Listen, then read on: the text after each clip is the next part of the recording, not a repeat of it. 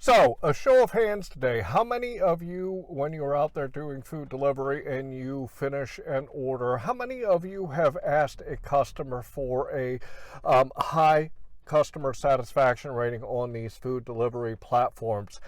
I'm going to say not most of you.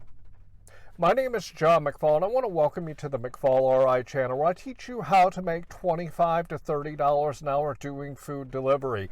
In today's video, I want to talk to you about something that people have said over time in some of my videos regarding the fact that when I am out here doing food delivery, I am texting my customers and asking them to give me a 5-star or 100% customer satisfaction rating.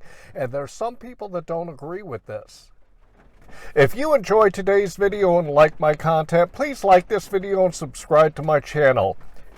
So today I want to talk to you guys about customer satisfaction rating. It is one of the key indicators when we're out here doing food delivery. It's not talked about very much, but it is a huge factor in how well we are doing on the platforms and the orders that they are sending us.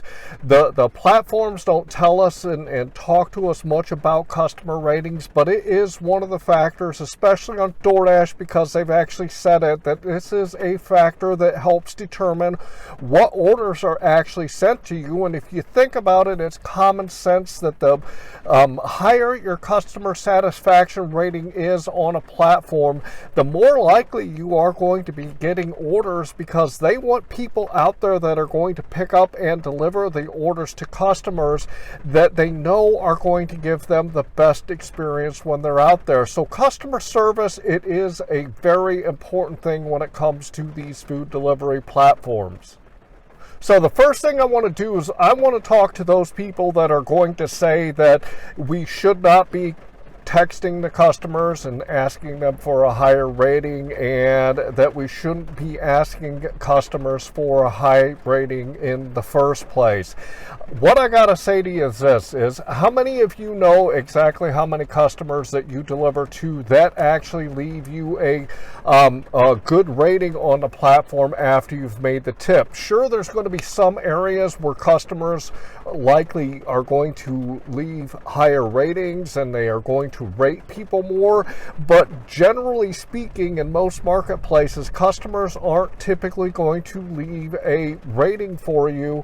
So if you want to do better at it, you're going to have to make sure that you're communicating to the customers that you want them to give you a high rating, and that will prompt them to start leaving customer satisfaction ratings for you when you're out there. If you think about it, you go to so many different places, or you go online, and there are surveys that people ask all the time for. This is part of doing business. I can remember going even into a Love's truck stop, and when I got done going to the bathroom and washing my hands, as I was walking out the door, there was a little plate on the wall, and it had a red button, a yellow button, and a green button, and it simply said on a plaque next to it, "Please tell us what you thought about the restroom that you used today." You order things on places like Amazon or eBay, and they are always asking you to give a rating on the experience that you had there. Anytime you go to restaurants that are, you know, not just like single mom and pop places, a lot of times restaurants, even like your McDonald's and your Burger King and your Taco Bell and your Chipotle and Panda Express and Panera Bread, all these places print on their receipts that they would like you to leave them a customer satisfaction rating. When you use services like cell phones or internet providers or cable providers, they ask for customer satisfaction surveys and ratings when you use these types of things. My point in this is that it is very normal in our developed country of America and other developed countries around the world that people ask us to rate them so they know how they're doing, and it is no different than us in our business delivering food to people to ask people for a good customer satisfaction rating if we've gone out there and done a good job for them. The second thing I want to say is, as far as people saying that we shouldn't be texting customers, well, the thing that I gotta say about it is, if you don't ask, they're not going to do it. And how many people do you think that use these food delivery platforms actually go on and look at all the messages that are sent them? I can say that a lot of times when I even text my customers when I'm doing, let's say, a shop and pay order, and I send them a message, there's a lot of times where I don't even get a response, so I have to call them. So the second point is not many people really even pay attention to it. So if you're actually texting them and asking them for that rating, that might get them to look at their phones and actually do it for you. And if you don't text them, they're not even going to notice.